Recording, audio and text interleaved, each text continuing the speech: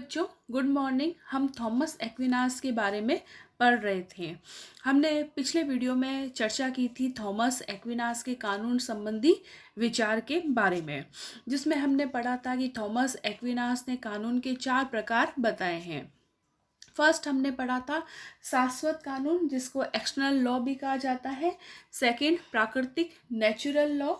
Third डाइविन law, दैवीय कानून के बारे में। और फोर्थ है मानवीय कानून, ह्यूमन लॉ के बारे में, जिस पर हमने 2 पर विस्तार से चर्चा की है।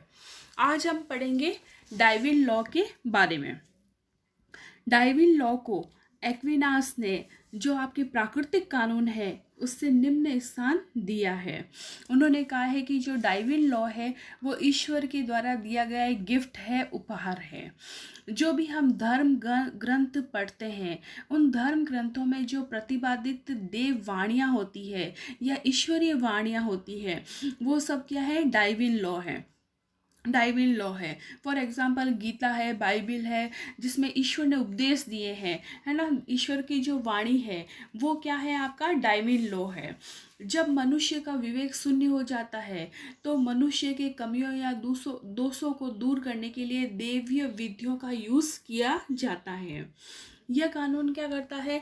मानव जीवन के पारलौकिक अर्थात आध्यात्मिक जीवन को क्या करता है? नियमित और नियंत्रित करता है। मतलब मनुष्य के जीवन को कंट्रोल करने का काम करता है ये कानून। दैवीय कानून जो होते हैं वो सबके लिए नहीं होते हैं। ये केवल उन्हीं के लिए होते हैं जो धर्म को मानते हैं और जिनकी धर्म के प्रति आस्था होती है, वही इसकी उपयोगिता को समझ सकते हैं। नेचुरल लॉ और डाइविन लॉ में कोई भी विरोध नहीं होता है, क्योंकि ये दोनों जो है वो विवेक सम्मत होते हैं। क्लियर बच्चों?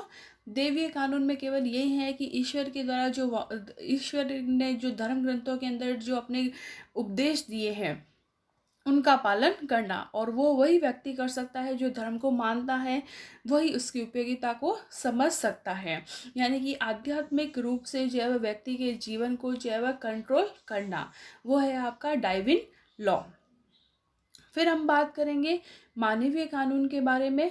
एक्विनास सबसे निम्न स्तर का कानून मानते हैं, ह्यूमन लॉ को या मानवीय कानून को मानते हैं। एक्विनास का मानना है कि जो आपका शाश्वत कानून है, प्राकृतिक कानून है या जो दैवीय कानून है, वो मनुष्यों पर लागू तो अवश्य होता है, लेकिन न तो वो मनुष्य तक सीमित होता है और न ही मानवीय प्रगति पर आधारित होता है।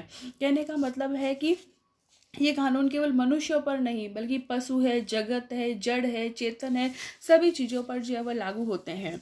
लेकिन मनुष्यों के लिए कोई पर्सनल अलग कानून जो है वह नहीं बनाया गया है जो मानवीय प्रगति पर आधारित हो। इसलिए मानवीय कानून क्या है? जो केवल मनुष्यों के लिए बनाया जाता है। ये मनुष्य के लिए बनाई गई एक विधि है, नियम है, रूल है, रेगुलेशन है। उनको एक्विनास जो है वह मानवीय कानून कहता है। मानवीय कानून मनुष्य के द्वारा समाज में शांतिपूर्ण व्यवस्थाएं बनाए रखने के लिए अपनाई गई दंड व्यवस्था है, जिसमें मनुष्य जो है वह समाज में शांति व्यवस्था बनाए रखे और अपने जो है वह अपना विकास जो है वह अच्छी तरीके से कर पाए। मानवीय कानून का निर्माण मनुष्य अपनी बुद्धि से करता है। यह प्राकृतिक कानूनों पर आधारित होता है, लेकिन यदि मानवीय कानून जो है वह प्राकृतिक कानून के प्रतिकूल हो तो उसे कानून नहीं कहते हैं, वह कानून का भ्रष्ट रूप हो जाता है। भ्रष्ट रूप जो है वह हो जाता है।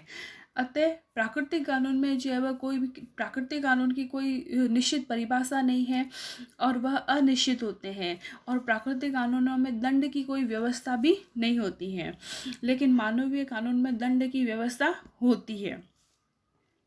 शाश्वत कानून, प्राकृतिक और दिव्य कानून जो होते हैं वह मनुष्य है, जड़ है, जगत है, सभी पर लागू होते हैं, लेकिन मानवीय कानून जो होते हैं वह केवल मनुष्यों पर ही लागू होते हैं। इसीलिए थॉमस एक्विनास ने माना है कि मनुष्य एक सोशल प्राणी है और राज्य भी क्या है? एक नेचुरल जो है वह ऑर्गेनाइजेशन है।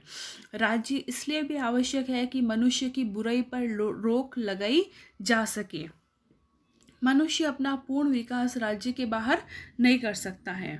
मनुष्य की क्षमताओं के पूर्ण विकास के लिए राज्य आवश्यक है। इसीलिए उन्होंने कहा है कि मनुष्य के पूर्ण विकास के लिए कानून की भी आवश्यकता पड़ती है ना। और राज्य को अच्छी तरीके से संचालित करने के लिए कानून की आवश्यकता पड़ती है। राज्य को वही कानून बनाने चाहिए जो प्राकृतिक कानूनों के अनुकूल हो। ओके बच्चों, यहाँ पर हमारा ये टॉपिक जो है वह ख़त्म होता है। नेक्स्ट हम न्यू टॉपिक के साथ मिलेंगे। Okay bye.